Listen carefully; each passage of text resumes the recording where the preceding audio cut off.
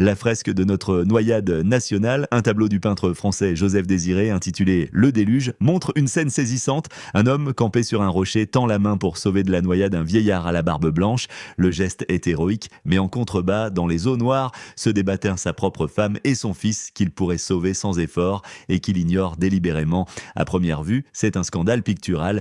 Comment un mari, un père, choisit-il d'arracher au flot un vieil inconnu plutôt que la chair de sa chair? Mais la peinture n'est pas une leçon de natation, c'est une leçon de civilisation. Le vieillard représente le passé, sa barbe, la tradition, le rouge de ses habits, la charge religieuse et l'autorité morale. L'enfant, c'est l'avenir, la femme, c'est la vie, la terre, l'amour et la paix. Ce tableau, c'est l'Europe avant la Renaissance, quand on préférait préserver les parchemins moisis plutôt que de nourrir les vivants.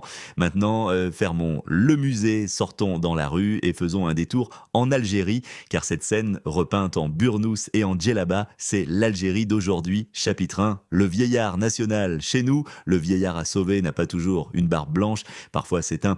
Chapitre 2, le fils sacrifié. Et pendant qu'il boit la tasse, nous débattons pour savoir si on doit l'éduquer en arabe, en français, en anglais ou en tamazight, comme si un gamin en train de se noyer avait le temps de choisir la langue de son maître nageur.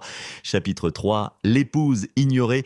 La femme dans l'eau, c'est notre vie quotidienne, notre économie, notre terre fertile, nos relations humaines. Elle tend la main, nous supplie: occupez-vous de moi et je vous nourrirai. Mais non, nous préférons brandir le passé comme un bouclier contre le présent. Chapitre 4, le rocher de la mémoire. Dans la toile, l'homme est solidement accroché à un rocher. En Algérie, ce rocher, c'est la mémoire historique sacralisée. Chapitre 5, les habits rouges et les habits mouillés. Chapitre 6, humour de noyer. Si le tableau était repeint version algérienne, l'homme sur le rocher porterait un survêtement Adidas, le vieillard tiendrait un portrait de Boumedienne, la femme aurait dans la main un dossier de logement social et l'enfant serait équipé d'un smartphone dernier cri en train de filmer son naufrage pour TikTok. Pour être décibé, chapitre 7, le déluge administratif. Eh bien, chez nous, le déluge n'est pas biblique, il est bureaucratique. On se noie dans des papiers, des tampons, des signatures, des attestations de résidence. Chapitre 8, les prophètes de la rive. À côté du peintre Joseph Désiré, il faudrait ajouter un autre personnage, le commentateur, celui qui, au lieu de sauver quelqu'un, explique pourquoi il fallait sauver le vieillard. Chapitre 9, quand l'eau monte. Chapitre 10, la morale de notre naufrage. Le peintre a voulu dire: s'accrocher au passé, c'est parfois condamner le futur.